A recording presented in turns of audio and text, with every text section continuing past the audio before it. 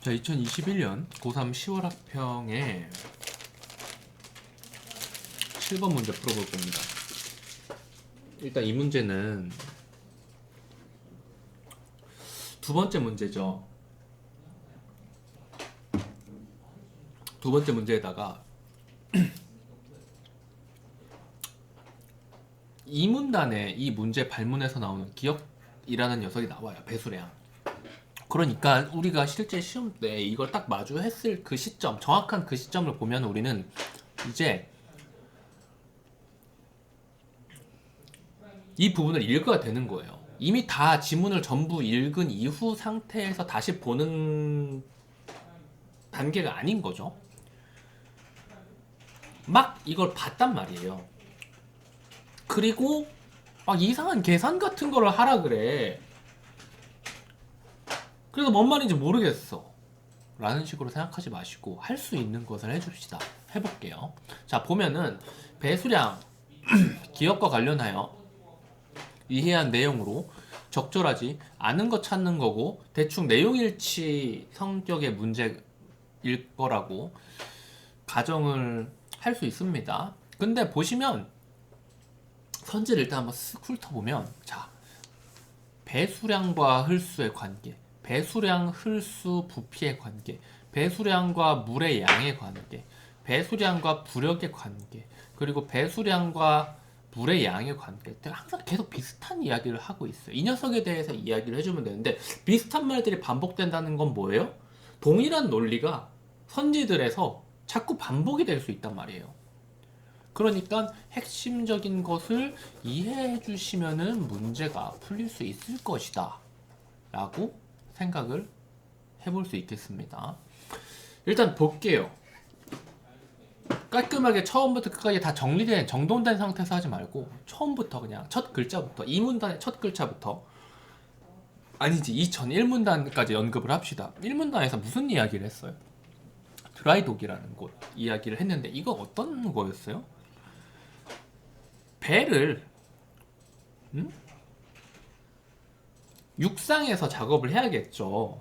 배를 육상에서 작업을 해야 되는데 계속 그러니까 이 육상에서 작업을 해가지고 땅에다가 이렇게 배를 세워버리면 걔를 어떻게 바다로 데리고 갈 거야. 이렇게 밀고 이러면 다 박살 나겠죠, 바닥이.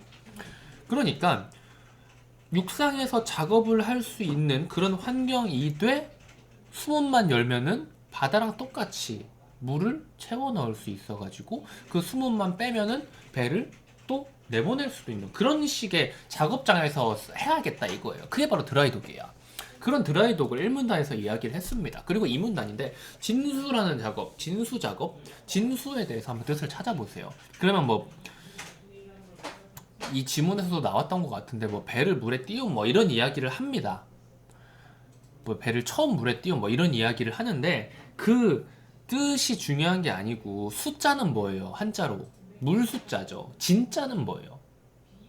그 의미를 아시는 게 훨씬 더 중요하다 이거예요. 그래서 진이라는 한자 뜻과 물 숫자 이 둘이 조합해가지고 이런 식으로 쓰이는구나. 배를 물에 띄우다는 이런 느낌으로 쓰이는구나. 그걸 이해하셔야 돼요. 저 안 찾아봐가지고 찾아보십시오. 꼭 찾아보세요.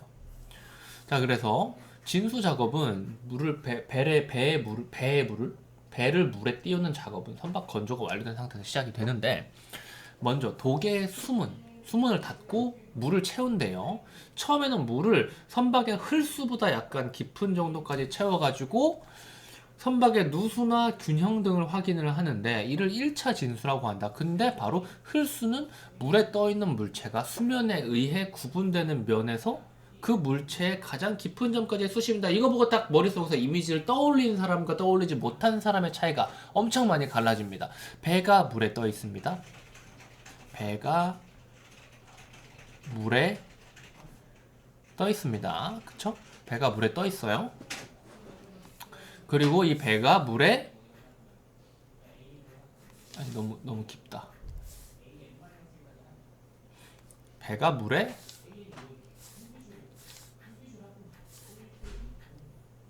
잠겨 있어요.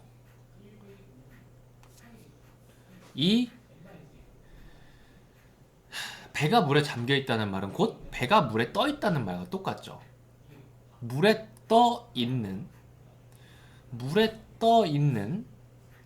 배가 수면에 의해 구분되는 면 어디예요?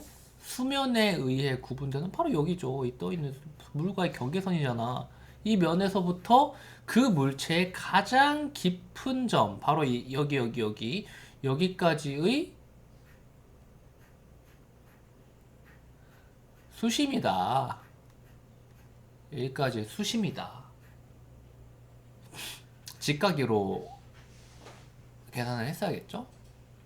제일 깊은 곳에서 이제 그 경계선까지 수직으로 뭐라 그러냐? 이거 수학에서 수선의 발이라 그러냐? 그거 아니지. 그냥 갑자기 생각나가지고 떠들어갔는데 아무튼 이렇게 선을 긋는 겁니다. 수선의 발 맞나? 자, 근데 이 흘수라는 것 계산을 해야 되는데 요게 흘수란 말이에요. 그쵸? 요게 바로 흘수입니다. 요게 흘수예요. 근데 얘를 계산을 하려면 부력에 대해서 이해를 해야 된대요. 슬수를 계산하려면 물에 잠겨 있는 물체가 중력에 반해 밀어 올려지는 힘인 부력에 대해서 이해를 해야 되는데, 근데 여기서 잠깐 우리 부력이라는 단어가 중력이랑 함께 쓰인 경우를 이미 지문을 통해서 배운 적이 있지 않나요? 우리 같이 지금 나랑 공부한 학생들은 죄다 첫 일주일 내에 이 지문을 보게 되는데 뭐예요? 항력 지문에서 항력, 중력, 부력의 관계에 대해서 설명하면서 부력 설명을 이미 다 들었었어요. 그런데 이 부력을 보고 뭐지라고 생각했다면은 지금 내가 시험 준비 제대로 하고 있나 생각하셔야 돼요. 제가 복습 그렇게 강조하는데 매일 복습시키고 주말에까지 일주일치 복습 한 번 더 시키잖아요. 그거 하는 게 네가 전에 잘못했던 거를 잘해지는 게 공부지, 새로운 걸 많이 푸는 게 공부가 아니라는 걸 알려주기 위해서였는데 이거를 이해하기 힘들었다 하시면 막 엄청 야단 맞을 일은 아니야. 뭐 누구나 까먹을 수 있지. 그치? 그런데 내가 여태까지 스스로 이런 생각은 하셔야 된다는 거예요. 해왔던 공부가 내 그냥 만족감을 위한 공부였는지 아니면은 지루한 것을 참더라도 내 실력, 진짜 점수를 올리기 위한 공부였는지에 대해서는 스스로 의문을 한번 가져봐야 된다는 겁니다. 무슨 말인지 아시겠죠? 자, 그래서 이 부력의 크기란, 다시 이거 지문 보면서 설명해 봅시다. 부력의 크기는 물체가 물을 밀어낸 부피만큼의 물의 무게로 써볼까요? 부력은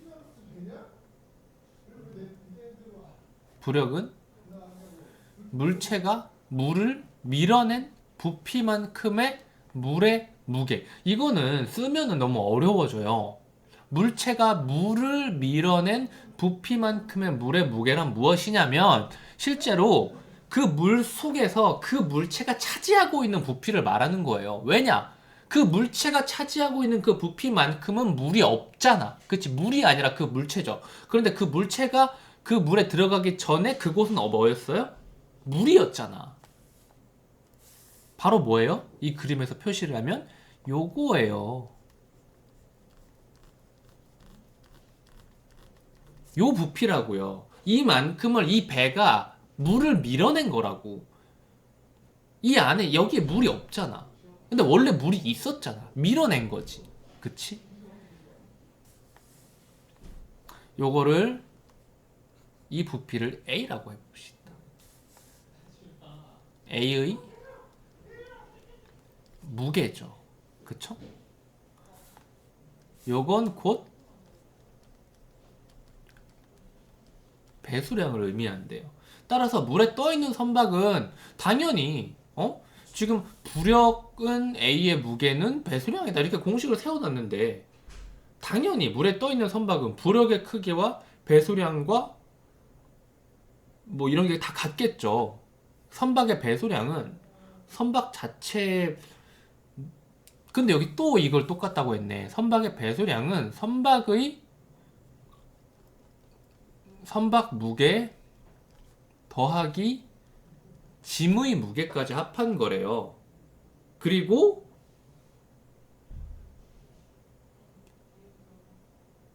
선박의 물에 잠긴 부분의 부피와 밀어낸 물에 뭐 지금 단위 부피당 무게를 곱한 값이 된다고 말을 하는데 그냥 이겁니다.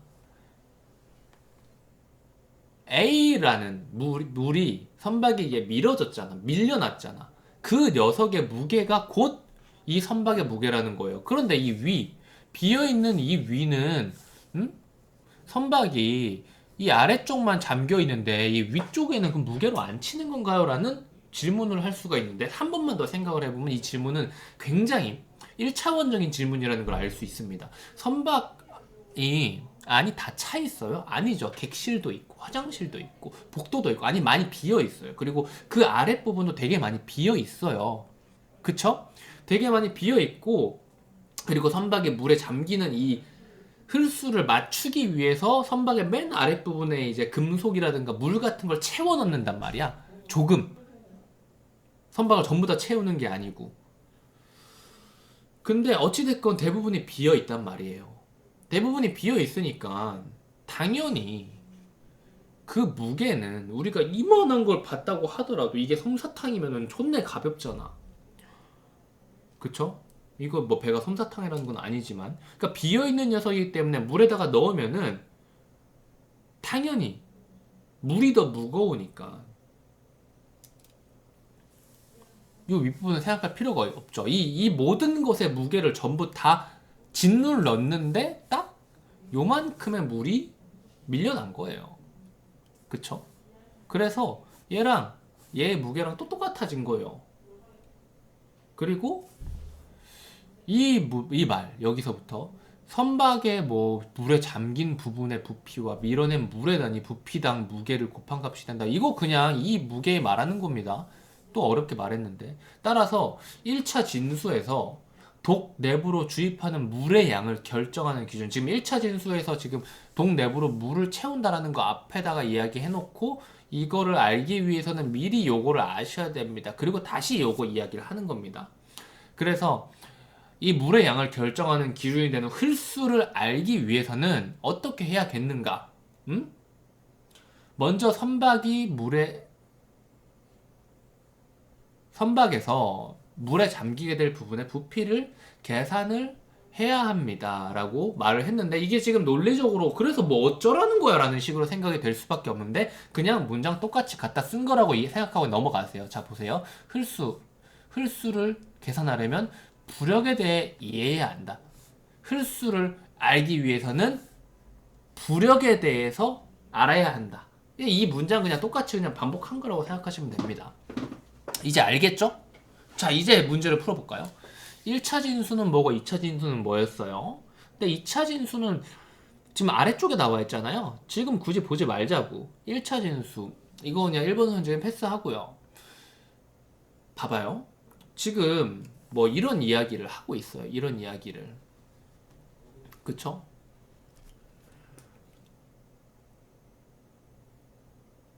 이 두 선박의 배수량이 같더라도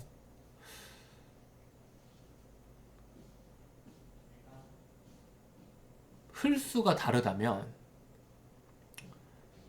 지금 흘수도 지금 여기다가 뭐 공식으로 좀 채워놓고 싶은데 지금 생각이 안 나냐?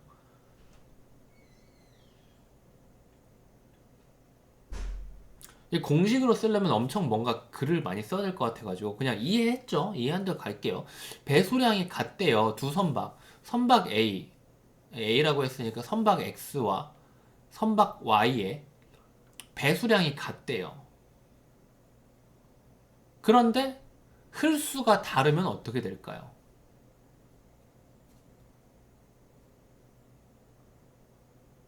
당연히 두 배의 모양이 다른 거겠죠. 이렇게 생긴 배가 있고 이렇게 생긴 배가 있으면은 당연히 얘가 더 넓고 얕게 잠기고 얘가 더 깊게 잠기겠죠. 그런데 어찌 됐건 간에 지금 내가 그림을 좀 잘못 그렸는데 어찌 됐건 간에 배수량이 같다는 말은 요 부피가 같다는 말이죠. 그쵸? 요 부피가 같다는 말이죠. 왜냐면은 물의 무게는 똑같잖아. 곱하는 물의 무게는 굳이 안 해도 되는 거잖아. 부피만 같으면은 거기다가 물의 무게를 곱하면은 똑같아지잖아요. 그래서 이 부피가 똑같다는 거예요. 그런데 부피가 그쵸? 혈수가 다르다고 부피도 달라져? 아니죠. 배수량이 같으면 부피는 똑같아야 됩니다. 그쵸? 그럼 답 2번 나오고 끝났네요. 그럼 나머지는 전부 다 맞는 말이겠네요. 한번 볼까요? 1차 진수와 2차 진수. 1차 진수와 2차 진수의 차이는 뭐였어요? 1차 진수는 미리 조금 문제점들을 확인하는 거고 2차 진수는 뭐예요? 2차 진수는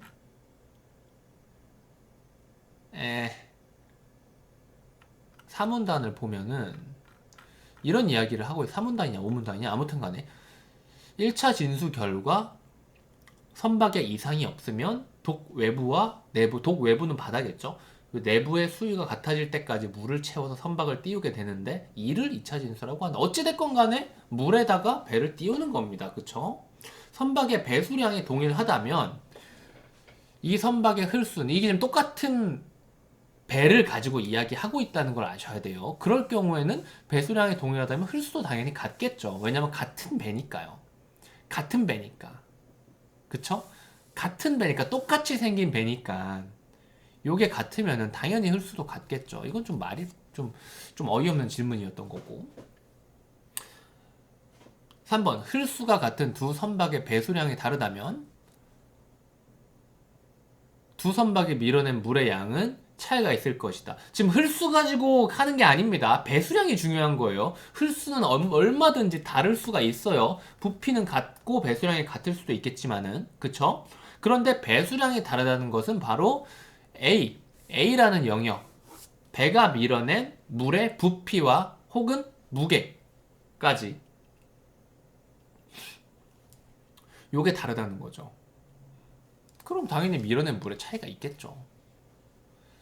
배수량이 부력 이야기하고 배수량이 부력이고 부력의 정의가 곧 밀어낸 물이니까요. 4번 건조가 완료된 선박에 화물과 연료를 실어가지고 선박의 배수량이 증가했대요.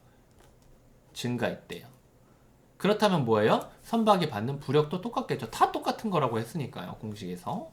지금 공식이 중요한 건 아닙니다. 읽고 나서 아 얘네들 다 똑같은 거구나. 엄청 쉬운 말인데 어렵게 그냥 해놨구나. 이걸 아시는 게 중요해요. 5번 볼까요? 배수량이 다른 두 선박 배수량이 다르대요. 같은 드라이독에서 수리한다면 어떻게 될까? 독 내부를 육상과 같은 상태로 지금 수리를 할 때 어떻게 한다 그랬어요? 수리를 할 때 누수, 균형 뭐 이런 수리가 어디 있냐? 마지막에 있냐? 수리 마지막에 있네요. 보시면은 아이씨 너무 긁어가지고 피가 나네 무릎에. 마지막 문단을 보면 어찌됐건 또 물을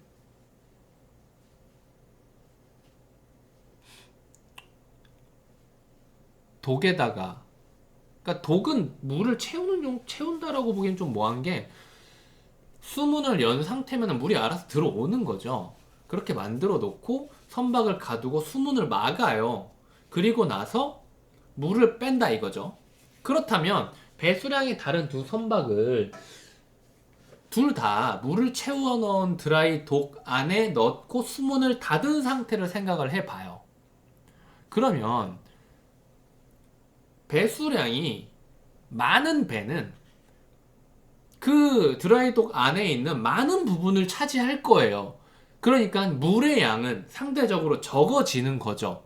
그쵸? 그쵸? 그래서 육상과 같은 상태로 만들기 위해서 독에서 물을 빼내야 되는데 배수량이 큰 배일수록 물을 조금 빼내도 육상이 된다고. 배수량이 작은 배는 코딱지만 할 테니까 물을 이만큼 빼야 된다고.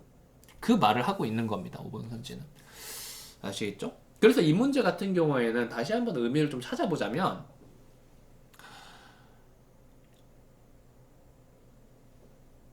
지금 이 이문단 가지고 문제를 무조건 풀어야 되는 녀석이에요. 그런데 1문단에서 2차 진수 가지고 이야기를 해서 멀리까지 보게 만들었는데 믿고 그냥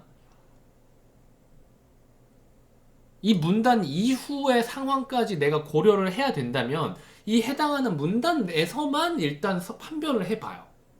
근데 아마 이 부분에서 막혔을 겁니다. 그쵸? 이거는 근데 이런 뭐 상관관계 이거 상관관계도 아닙니다. 그냥 다 똑같다 하는 거라. 상관관계 이야기하는 거는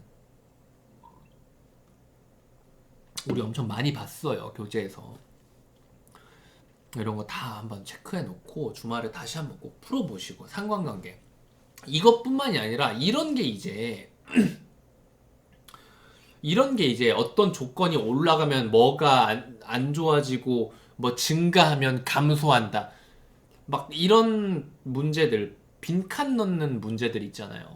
그런 문제에 기반이 되는 거거든. 그런 빈칸 넣는 문제들도 이런 상관관계를 이해를 하셔야 풀 수 있는 거니까 연습을 꼭 해보시기 바랍니다. 그래서 실제로는 여기 다시 2차 진수 존나 뭐네 이런 생각을 하셨으면 사실 안 되는 거고 이미 글러먹은 거예요. 생각을 2차 진수 좀 뭔데? 내가 할 수 있는 것부터 먼저 해야지 해가지고 이해를 했으면은 이번에서 엄청 빠르게 정답을 체크하고 넘어갈 수 있었겠죠.